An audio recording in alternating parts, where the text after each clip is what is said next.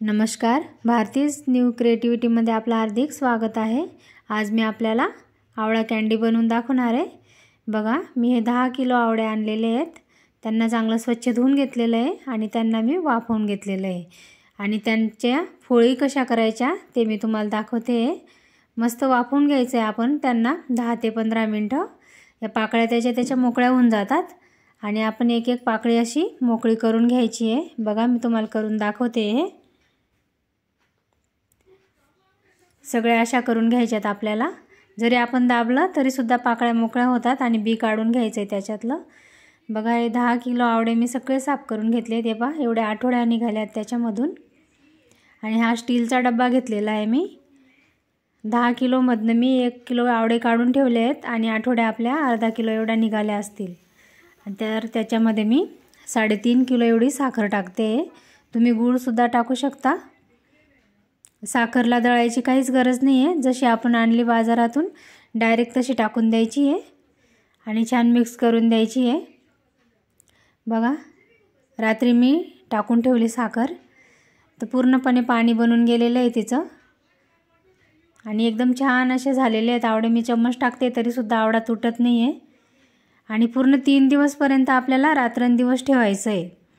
आणि मग मी हे आवळे आता गाळून घेते। त्यांच्यातलं जे पाणी झालेलं आहे म्हणजे आता ते शरबत म्हणूया आपण। खूप छान लागतं ते शरबत।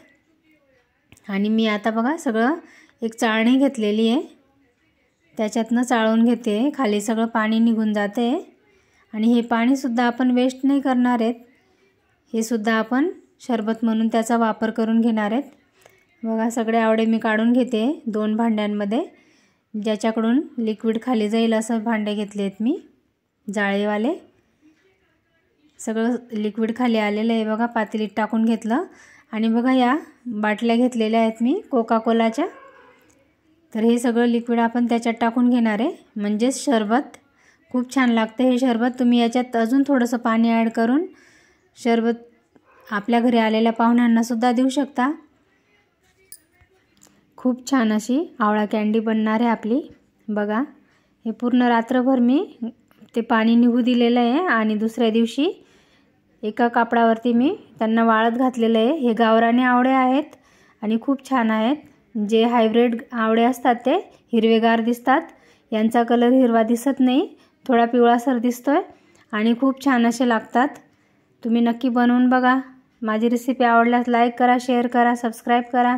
एक दिवस घरातच वाळवा, मग थोडंसं उन्हात वाळवा। त्यांना जास्त वाळवायची गरज नसते। बघा, मी तुम्हाला दाखवते, एकदम छान अशी आवळा कँडी रेडी झाली आपलीवाली आणि आपण कंटेनरमध्ये त्याला भरून घेणार आहेत। जर तुम्हाला थोडीशी पिठी साखर दळून लावायची असेल तर तुम्ही ते सुद्धा लावू शकता। मला लावायची नाही म्हणून मी तुम्हाला लावून पण दाखवत नाही आहे, मी डायरेक्ट कंटेनरमध्ये भरून घेते। रेसिपी आवडल्यास लाईक, शेअर, सबस्क्राईब करा। थँक्यू।